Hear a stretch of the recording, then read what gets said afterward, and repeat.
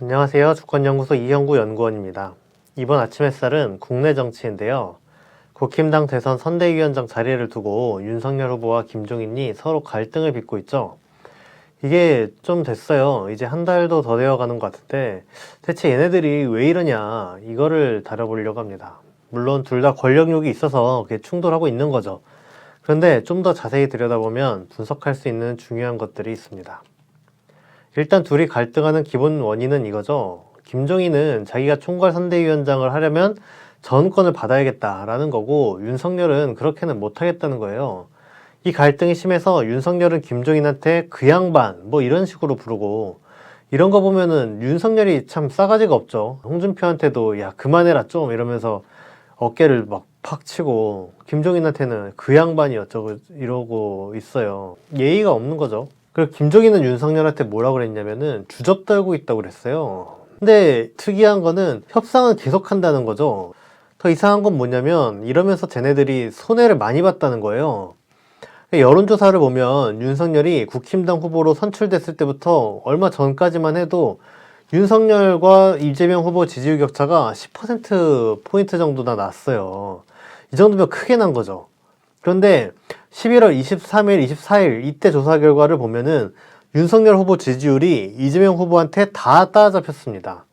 아니, 선거라는 게 지지율이 높게 나오면은 격차를 더욱 벌리면서 앞으로 나아가든가 아니면 그 차이를 고착화시켜야 되는데 완전히 실패한 거죠. 이 지지율이 떨어질 것 같으면은 야 큰일 났다 해가지고 김종인이 내거는 요구 조건을 빨리 맞춰주던가, 아니면 빨리 관라서자고 해가지고 선대위를 빨리 가동시키거나, 이도 저도 아닌 채로 그냥 승기를 다 잡았다가 날려버렸어요. 이게 대체 뭐하는 짓이냐는 거죠. 큰 손해를 보면서까지 이도 저도 아니게 왜 이런 어정쩡한 상태를 계속하냐는 겁니다. 그 원인을 세 가지로 분석해 봤습니다. 첫 번째 원인은 보수의 입지가 축소된 게 갈등을 유발했다고 봅니다. 일단 보수의 입지가 과거에 비해서 축소했다. 10년 전에는 보수 세력이 총선을 쓸었어요. 보시면은 광주 전라 지역, 호남이죠. 호남 빼고는 보수 세력이 모두 이겼습니다. 그런데 어떻게 됩니까? 점차 민주개혁 세력이 세를 확대해 나가죠. 호남에다가 처음엔 서울, 다음엔 경기, 그리고 충청 이렇게 차례로 우위를 장해갑니다. 보시면 빨간색이 국힘당이 우위였던 지역인데 지금은 대구 경북이랑 부울경밖에 없어요. 근데 부산, 울산, 경남은 총선에서는 국힘당이 압승을 했다고 할 수 있는데 부산시장, 울산시장, 경남도지사 이런 선거에서는 모두 민주당한테 빼앗기기도 하고 그랬거든요. 그러니까 부울경도 확실한 국힘당 텃밭이라고 보기는 어렵습니다. 그래서 과거에는 보수 세력이 힘이 더 셌는데 지금은 민주개혁 세력이 힘이 더 세다고 볼 수 있습니다. 이게 어떤 영향을 미치냐면은 이런 식인 거죠. 선거를 하면 예전엔 보수 세력이 더 힘이 세니까 민주개혁 세력이 자기 힘만으로는 보수 세력을 이길 수가 없었어요. 그러니까 선거 때 승리하기 위해서 자꾸 다른 세력이랑 손을 잡습니다. 예를 들면 김대중 대통령은 김종필이랑 손을 잡았죠. DJP 연합이라고 하지 않습니까? 노무현 대통령은 정몽준이랑 연합을 했어요. 근데 이렇게 연합을 하려면 어떻게 됩니까? 하고 싶은 개혁이 있어도 어느 정도 못해요. 연합 대상자의 민원을 처리해줘야 되죠. 근데 지금은 민주개혁 세력의 힘이 더 세니까 어떻습니까? 다른 데랑 연합하지 않아도 민주당이 이겨요. 반대로 보수 세력이 다른 세력들과 연합하게 생긴 겁니다. 그래서 김종인만 해도 보세요. 박근혜 정권 때까지만 해도 민주당이 야당일 때는 민주당이 김종인이랑 손잡았잖아요. 김종인을 비대위원장으로 불러가지고 전권을 주고 했던 게 민주당이 그랬단 말이에요. 근데 지금 국힘당이 밀리니까 지금은 국힘당이 김종인한테 전권을 주니 많이 하면서 손잡으려고 하잖아요. 이런 식인 거죠. 그리고 국힘당이 중도층을 공략해야 되는 면이 하나 있고, 또 하나는 민주당이 호남을 기반으로 해서 다른 지역으로 세를 넓혀가지 않았습니까? 그것처럼 이제는 보수 세력이 대구 경북이라는 자기 기반을 바탕으로 해서 호남을 공략하려고 하고 있어요. 이런 노력의 일환으로 문국현, 안철수를 들 수가 있습니다. 문국현은 2007년에서 2009년 이때쯤 정치에 잠깐 뛰어들었다가 사라진 사람인데요. 유한 킴벌리 사장 출신이에요. 근데 유한 킴벌리가 직원을 뭐 정규직으로 고용한다든가 사회공헌 활동을 많이 한다든가 해가지고 깨끗하고 좋은 기업 이미지가 있거든요. 그래서 문국현이 이 이미지를 등에 업고 진보적인 척하면서 정치에 뛰어들었습니다. 근데 뭐 정책을 봐서나 사실은 보수적이었죠. 근데 문국현은 어쨌든 얼마 가지 못했어요. 한 2, 3년 있다가 사라져 버렸습니다. 근데 그 다음에 등장한 게 안철수죠. 안철수는 국민의당을 창당해서 호남 쪽 의원들을 영입하는 데 성공하고 2016년 총선에서 성공을 했습니다. 호남을 쓸었죠. 그래서 이 보수 세력이 호남 공략을 성공하는 어떤 경험을 한 거예요. 근데 안철수도 뒤에는 망했죠. 왜냐면 뭐 유승민이랑 이렇게 연대하고 막 이런 과정에서 호남 국민이 이건 아니다 해가지고 버림받았습니다. 윤석열도 처음에 정치에 뛰어들었을 때부터 지금도 물론 호남 공략에 공을 들이고 있어요. 그러다가 전두환 찬양 발언해가지고 망하기도 하고 그랬는데 어쨌든 호남 공략에 공을 들이고 있습니다. 광주도 여러 차례 방문을 했었고 뭐 얼마 전에 윤석열이 전두환 찬양 발언한 뒤에 호남 갔을 때는 호남 국민들이 반발을 크게 했지만은 그 전에 윤석열이 광주에 갔을 때는 별다른 저항 없이 참배를 했어요. 애초에 윤석열은 국힘당 출신이 아니잖아요. 문재인 정부 검찰총장 아닙니까? 그런데 문재인 대통령과 맞서다가 검찰총장 때려치고 정치에 늦게 뛰어들었죠. 그러니까 정치에 처음에 뛰어들었을 때는 보수 세력의 지지도 받고 중도층에서도 지지율을 꽤 높고 일부 진보층에서도 지지를 했습니다. 그래서 보수, 중도, 진보 일부까지를 포괄하는 폭넓은 지지층을 형성을 했죠. 넓게 지지를 받다 보니까 지지율 1위를 했고 그래서 국힘당이 외연 확장을 하려고 윤석열을 영입을 했거든요. 그러니까 국힘당이 윤석열을 영입한 것 자체가 중도와 호남을 공략하려는 노력의 일환이었다. 그리고 그렇게 국힘당에 들어가게 된 윤석열도 호남 공략에 공을 많이 들였다는 겁니다. 이런 식으로 김종인을 영입하는 것도 중도층과 호남의 표를 얻으려고 하는 시도 중에 하나예요. 김종인은 국힘당 비대위원장을 하고 사실상 국힘당 쪽 사람이죠. 그런데 김종인은 지금도 중도 이미지를 가지고 있어요. 과거에 민주당 비대위원장도 하지 않았습니까? 그러니까 국힘당에 있으면서도 어때요? 국힘당이랑 마찰을 막 겪잖아요. 국힘당이 하라는 대로 안 하고 자기 강단으로 밀어붙이고 정책도 김종인이 대표적으로 내세우는 정책이 경제민주화 아닙니까? 김종인이 말하는 경제민주화가 뭐냐면 소득 재분배와 기업 규제예요. 그래서 김종인이 박정희 때 의료보험을 자기가 만들었다. 소득 재분배의 일환이라고 하는 거죠. 그 헌법에도 경제민주화 조항이 있는데 이것도 자기가 만들었다 그러고 노태우 정권 때는 기업 규제를 열심히 했다고 주장을 해요. 그러니까 이래서 김종인이 박정희, 전두환, 노태우 독재 정권에서 일했던 사람인데도 마치 진보인 것 같은 이미지를 아직도 가지고 있는 거죠. 그러니까 이런 사람들이 좀 있어요. 겉으로는 진보인사인 것처럼 하는데 실은 보수인 사람이 있습니다. 양의 탈을 쓴 늑대 같은 정치인인 거죠. 그러니까 문국현, 안철수도 그런 거였는데 얘네들은 사실상 실패를 했고 김종인은 아직 살아남아 있는 거죠. 책사로서 살아남아 있는데 그래서 김종인이 민주당 비대위원장 할 때 자기 자신을 셀프 공천한 적이 있었거든요.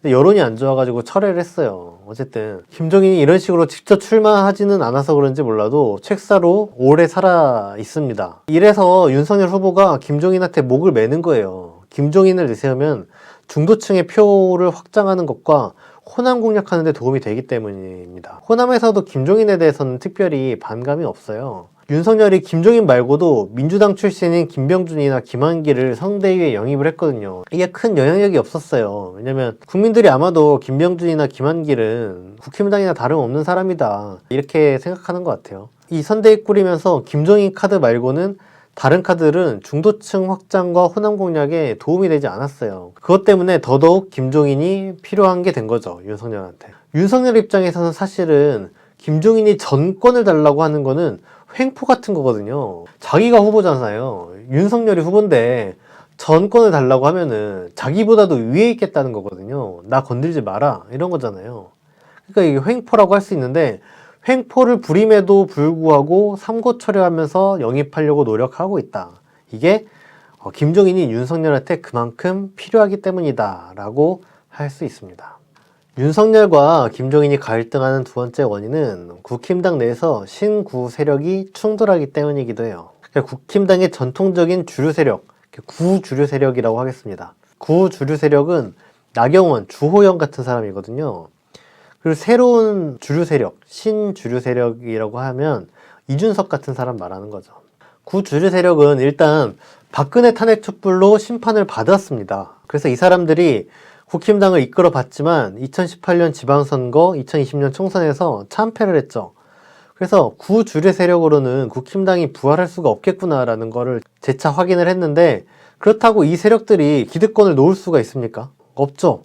그러니까 어떻게 하면 살아날까 궁리를 하다가 윤석열과 손을 잡은 거예요. 나경원 같은 사람들은 맨날 선거 내분에도 지잖아요. 외부 인사를 영입해서 구주류 세력으로 끌어들여서 이 사람을 출마시켜야겠다 한 거죠. 그런데 이런 상황에서 김종인이 들어오면 어떻게 됩니까? 나경원, 주호영 이런 사람들 데려다 쓰기보다는 바꾸려고 그래요. 그래서 김종인은 이준석이랑 더 짝짝꿍이 맞는단 말이에요. 김종인이 선대위 정권을 잡으면 구주류 세력은 선대위 주요 요직에서 밀려나고, 신주류 세력이 선대위 요직도 차지하고 당권도 차지하고 이런 거예요.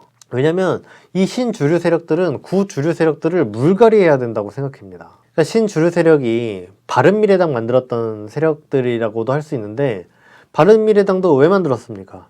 야, 지금 새누리당으로는 답이 없다. 국민들이 얘네 좋아하겠냐. 이래대로는 안 된다. 새로운 보수정당을 만들어야 된다. 이래가지고 나가서 만들었던 거예요. 지금 이미 구주류 세력이 신주류 세력한테 위협을 받고 있죠. 나경원이 재보궐선거 때도 보면 경선에서 지고, 당대표 선거에서도 이준석한테 지잖아요. 여기에 김종인까지 오면은 완전히 신주류 세력이 장악하게 된다.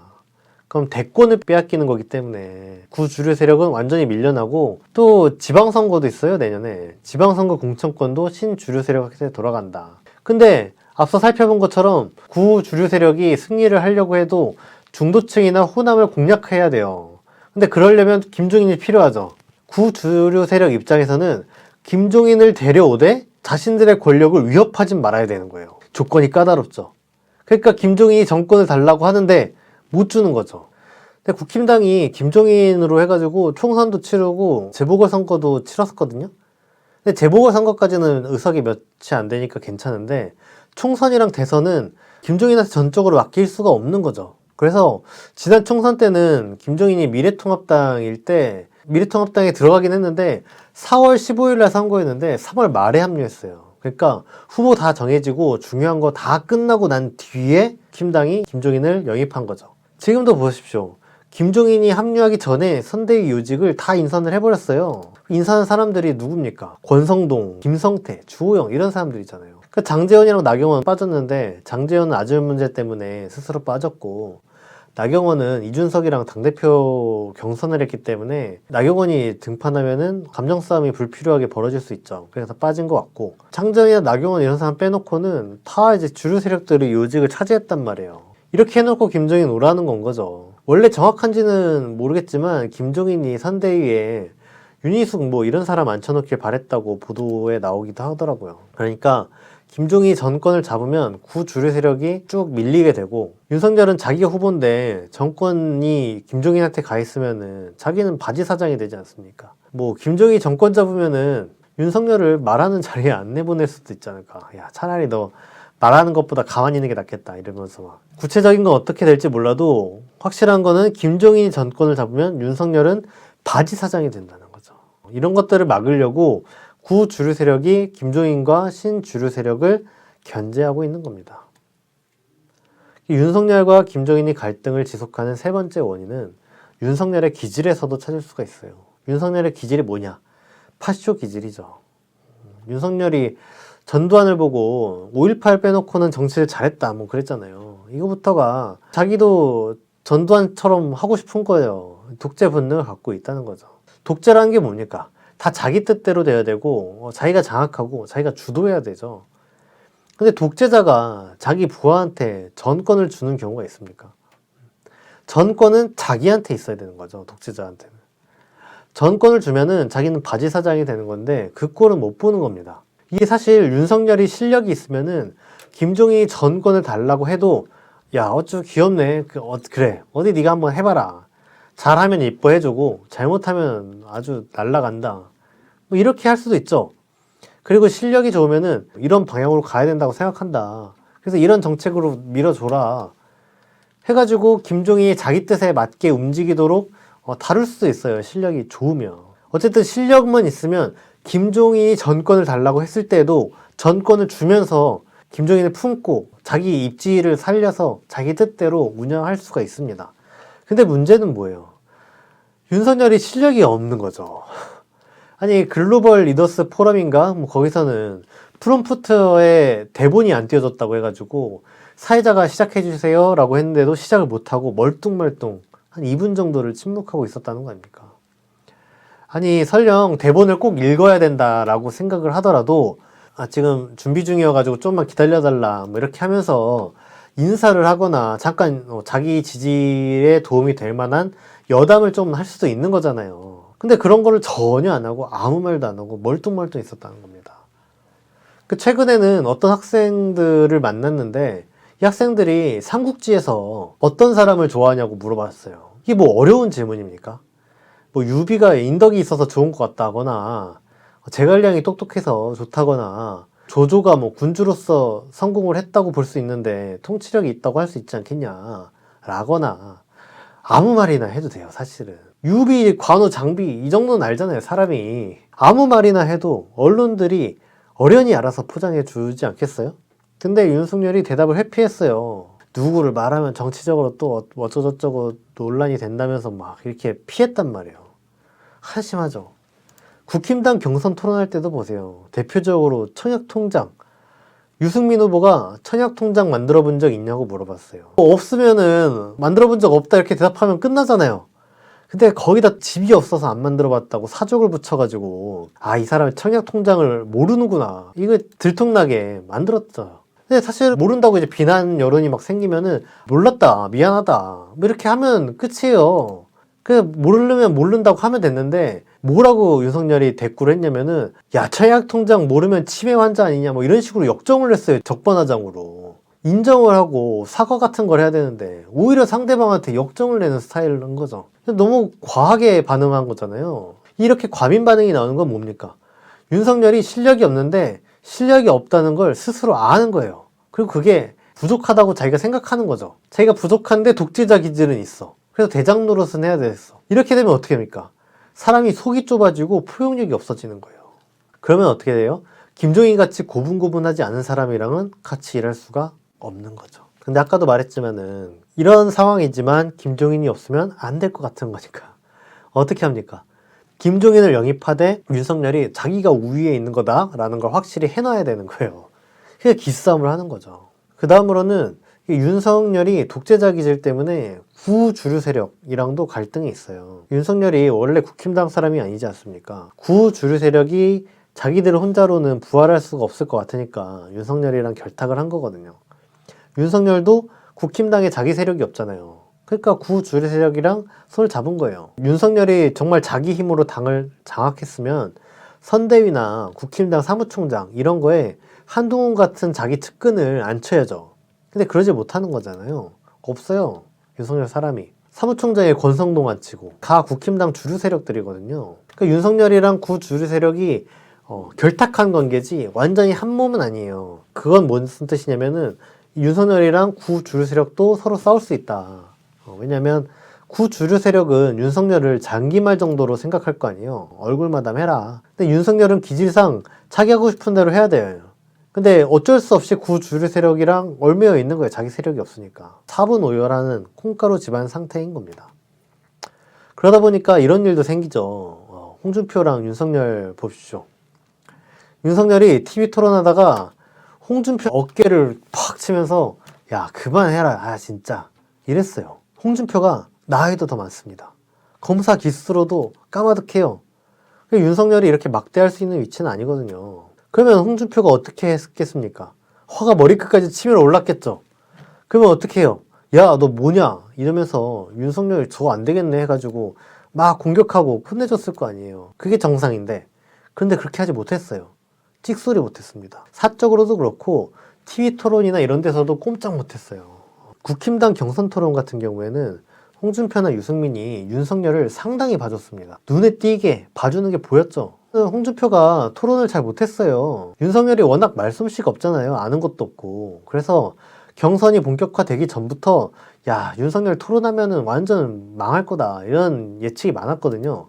근데 이상하게 언론 보면은 토론했더니 윤석열이 선전했대. 물론 언론이 긍정적으로 써준 것도 있지만은 그보다 앞서서 홍준표랑 유승민이 너무 못했던 게 있어요. 근데 홍준표랑 유승민이 실력이 없어서 윤석열을 제압하지 못했냐 하면 그게 아닌 거죠. 봐줬겠죠. 예를 들면 유승민이 그 천공스승 정법 이야기 그런 거 할 때 그런 이야기가 있는데 사실이냐 아니냐 뭐 이런 정도로 물어봤어요. 그랬더니 뭐 아이 뭐 그런 거 없고 막 이런 식으로 윤석열이 대답했겠죠. 그랬더니 유승민이 그럼 증거를 뭐 들이밀던가 더 공격을 하던가 이래야 되는데 유승민이 어떻게 했냐면 그러냐, 사실이면 어떡할래, 뭐 알겠다 하고 넘어갔어요. 이런 식으로 토론이 진행됐거든요. 봐준 거죠. 홍준표도 TV 토론하는 거를 단단히 벼르고 있었어요. 홍준표랑 윤석열이 맞수 토론이라고 1대1 토론을 하는데 그 전날에 야, 내가 지금까지 검찰 후배라고 조심스럽게 대해줬는데 다음 토론 때 혹독하게 검증해야겠다. 이 버르장머리 고치지 않고서는 윤석열이 정치 계속하기 힘들겠다. 이래가지고 엄포를 놨어요. 근데 그 다음날에 윤석열한테 어깨빵 맞은 거예요. 빵 웃고 깨깅했거든요. 근데 왜 그랬냐? 어깨 맞고 그랬으면 더 화를 내야지 왜 하극상을 겪고도 오히려 토론에서 봐줬냐라는 거예요. 왜 그랬을까요? 이게 분석이 나오는 게 뭐냐면 윤석열이 홍준표의 약점을 쥐고 협박한 게 아니냐는 거예요. 윤석열이 검찰총장일 때 판사들 사찰했다는 거 아닙니까? 그래서 이 사람들이 어떤 성향을 갖고 있고 사적인 건 어떻고 이렇게. 정치인이라고 안 했겠어요? 그때 주요 정치인에 대해서 약점을 파악해뒀고 그때 파악해둔 약점을 가지고 홍준표를 협박한 거 아니냐는 거예요. 그래서 홍준표가 11월 20일에 이런 글을 올렸거든요. 경선 낙선하던 날에 제 아내가 처음으로 한 말이 이제 감옥 안 가도 되겠다라는 거예요. 그 말은 지금 뭡니까? 경선에서 승리하면 감옥 갈 수 있었다라는 거죠. 왜 그런 얘기를 했겠습니까? 민주당이 공격해서 홍준표가 감옥 갈 수도 있었겠다라고 생각했을까요? 아니에요. 윤석열한테 당할 판이었다라는 거죠. 이렇기 때문에 윤석열이 건방을 떨어도 오히려 홍준표가 고개를 숙였다라고 볼 수 있는 겁니다. 이게 이준석 대표도 요즘 시끄럽죠. 이게 방송이 실제 나갈 때보다 한 일주일 정도 빨리 녹화를 하고 있는 거거든요. 그래서 어떻게 될지 모르겠는데 지금 녹화하고 있는 현황에서는 이런 상황이에요. 이준석이 패싱 논란이 막 있어가지고 어저께까지만 해도 야, 패싱 논란 없다 이렇게 페이스북에 글을 썼는데 그날에 좀 더 있다가 기사를 보고 자기 일정을 안 거예요, 이준석이. 그래서 야, 이건 너무하지 않냐, 미리 좀 알려줘라, 이런 페이스북이 또 올라온 다음에 최근에는 뭐였냐면은 그렇다면 여기까지입니다라는 페이스북 글을 쓰고 현재까지 지금 잠적 상태입니다. 이 영상을 보실 때쯤 하면은 이게 지금 어떤 일이었는지 알고 계시겠죠. 하여튼 이게 뭐 화낼만 하죠. 근데 그렇다고 뭐 잠수를 타는 거 보면은 야, 이준석이 말한 대로 이준석은 뭐 여기까지인 사람이구나 하는 생각이 들기도 합니다. 하여튼 지금 이준석이 완전히 당하고 있는데 옛날에도 물론 이준석이 윤석열이랑 싸우고 공격을 받긴 했어요. 근데 이렇게 완전히 일방적으로 당하진 않았거든요. 그래서 어떤 일이 있었냐면은 윤석열이 입당할 때도 이준석이 없을 때 와가지고 입당을 했어요. 원래 당대표랑 덕담도 하고 사진도 찍고 하면서 훈훈하게 입당하는데 당대표가 없는 데서 입당을 했습니다. 그리고 이준석이 일정 잡아놓으면 윤석열이 안 왔어요. 그리고 이준석을 뭐 당대표에서 탄핵할 수 있다 뭐 이런 이야기 하고 그랬어요. 근데 예전에는 윤석열이 이렇게 이준석 무시할 때 이준석이 발끈했거든요.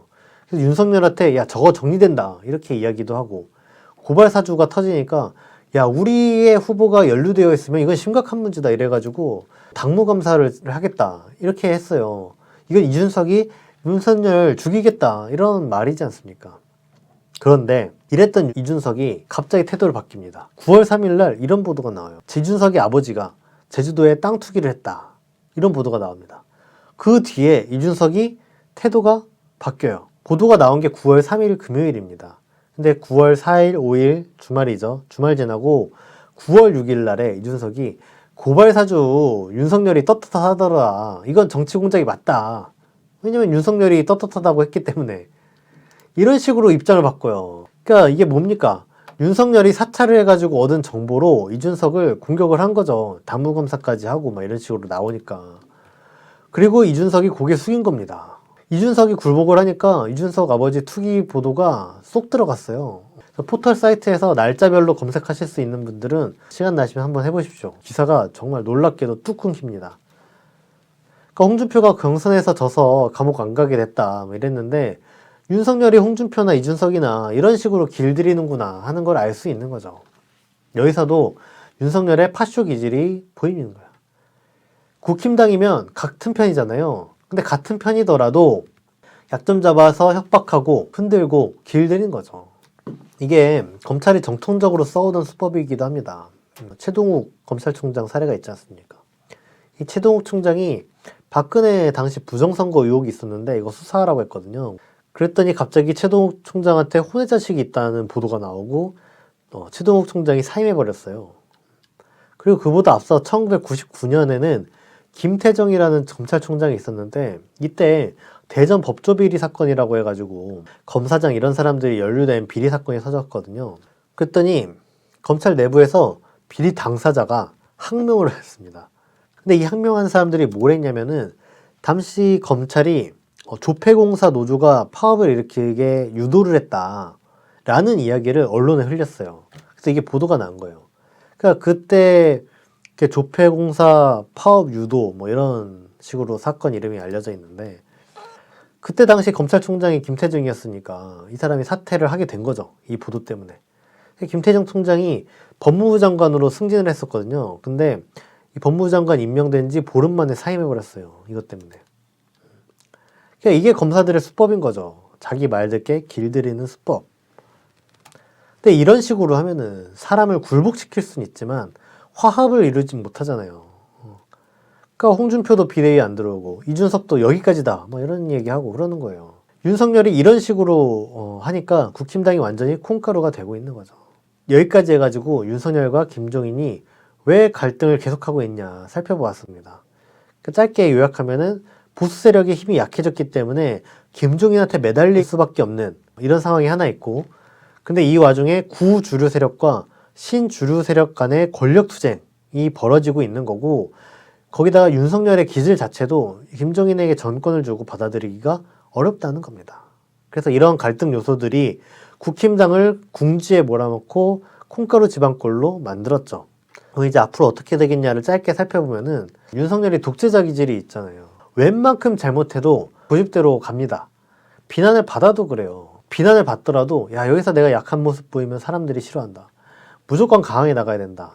그래야지 좋아한다. 이런 식으로 생각하는 거거든요. 그래서 전두환 찬양 발언을 할 때도 개사가 올리고 사과 잘 안 하고 이랬거든요. 내가 무슨 잘못을 했냐 뭐 이런 식으로 나와요. 윤석열 보면 사과를 안 합니다. 그러다가 지지율이 폭락하면 그제서야 사과하는 척 하는 거죠. 이런 일이 반복이 됐었어요. 그래서 김종인 사태도 비슷하게 진행이 될 것 같습니다. 윤석열이 지지율이 높으면은 김종인을 데려오긴 해야 되겠는데 그렇다고 굽신거리긴 싫으니까 자기 고집대로 하는 거죠. 그러다가 지지율이 떨어져. 그제서야 야 큰일 났다 해가지고 김종인한테 굽신거리고 하겠죠. 그러니까 이게 사실 윤석열이 자초한 거예요. 처음부터 김종인한테 집착하지 않고 안 받아줬어? 김종인 요구사항이 너무 세네? 아 그럼 그냥 관두자 라고 빨리 접었으면은 김종인이 영입되지 않아도 그런가 보다 하고 끝났을 텐데 지금까지 공을 너무 오랫동안 들여왔어. 그러니까 어떻게 됩니까? 김종인이 안 오면 윤석열 선대위가 반쪽짜리다 이렇게 전락해버렸거든요. 만약에 김종인 선대위에 합류하더라도 이것도 문제입니다. 왜냐면 윤석열의 지지율이 높으면은 김종인이 윤석열한테 눌려가지고 좀 조용히 있을 수 있어요. 근데 윤석열의 지지율이 낮아지면은 김종인이 목소리를 크게 내기 시작하겠죠. 그러면서 갈등이 또다시 불거지겠죠. 정권을 달라 그래야지 살아난다 뭐 이런 식으로 해가지고. 그래서 김종인이 선대위에 합류하더라도 갈등이 필연적으로 일어나게 될 것이다 라는 겁니다. 이제 마치기 전에 마지막으로 하나만 짚고 넘어가려고 하는데요. 지금 이런 상황을 만든 거는 국민이다라는 거예요. 지금 이런 상황은 뭡니까? 국민이 보수 세력을 심판을 했어요. 그래서 국힘당이나 이런 세력들이 청산될 위기에 놓여 있습니다. 그렇기 때문에 보수 세력이 어떻게든 중도층과 호남을 공략하려고 사활을 걸고 달라붙게 되는 상황이 된 거예요. 그건 발버둥 쳐야 되는 상황이 된 거죠. 사실 윤석열이 김종인이랑 굳이 손잡고 싶은 것도 아닌데 손잡으려고 바둥거리게 된 거예요. 그러면서 국힘당도 사분오열하게 된 거죠. 윤석열과 김종인이 갈등하는 상황이 지속되고 있는 것도 국민이 만들어낸 결과물이다라고 할 수 있어요. 민주당도 비슷합니다. 민주당과 이재명 후보가 요즘에 사과도 많이 하고 반성도 많이 하고 다니잖아요. 큰절하고 뭐 난리도 아니에요. 근데 사실 국민이 이걸 믿으면 안 됩니다. 이재명 후보 같은 경우에는 정확히 말하면 이미 국민을 한번 배신했습니다. 국민이 이재명 후보를 지지해줬던 건 뭐예요? 문재인 대통령이 고구마 소리 들은 게 국민이 바라는 대로 안 하고 자꾸 답답하게 멈칫멈칫대니까 그런 거잖아요. 근데 이재명은 사이다라고 해가지고 개혁을 원칙적으로 할 것처럼 말하고 남북관계에서도 어떻습니까? 한미연합훈련 중단하자 이렇게 거침없이 말했잖아요. 그래서 남북관계도 원칙적으로 개선해 나갈 수 있겠구나 이렇게 생각하고 지지한 거거든요. 이런 기질이 필요했던 거죠. 근데 이재명 후보가 대선 경선에 이제 뛰어들기 시작하면서 어떻게 됐습니까? 그때부터 남북관계만 해도 한미연합훈련 중단을 작년에는 요구를 했는데 지금은 야 오히려 혼선만 초래한다 이래가지고 입장을 바꿨어요. 그러니까 대권에 도전하기 시작하면서 기득권 세력에 달라붙어가지고 고구마로 변했습니다. 그러니까 경선에서 이겼는데도 지지율이 떨어져요. 지지율이 떨어지니까 곤혹스러우니까 그제서야 사과한다고 혁신한다고 난리거든요.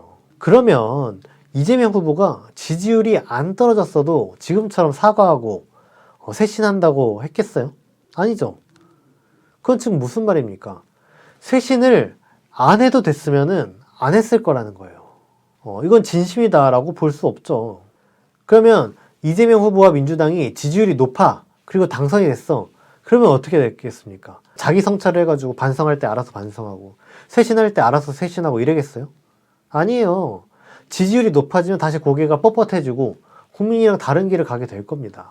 자기 권력 누리고 기득권 추구하게 돼요. 그래서 이재명 후보와 민주당이 이렇게 되지 않게 하려면 어떻게 해야 됩니까? 정치와 한국 사회 발전의 주인공이 이재명이 아니라 국민이 돼야 됩니다. 인이 하고 싶은 대로 다 해. 이게 문재인 정부 때 지지자들이 하는 말이었잖아요. 문재인 대통령은 하고 싶은 거 해라. 개싸움은 우리가 한다. 이게 아니라 이재명은 국민이 바라는 걸 해라. 이렇게 되어야 된다는 거예요. 국힘당이나 민주당이나 둘 다 기득권입니다. 물론 둘 사이에 차이가 있죠. 윤석열이 집권하면은 파쇼 정권이 될 거고 이재명 후보가 집권하면 기득권 정권, 문재인 정부 2기가 될 겁니다. 우리가 이런 걸 바라는 건 아니거든요. 아까도 말했지만 이재명 후보가 쇄신극하게 만든 건 국민이 지지율로 심판했기 때문에 된 거예요. 즉, 새 정치는 국민이 직접 정치판을 갈아엎고 나서자라고 했을 때에만 실현할 수 있다는 거예요.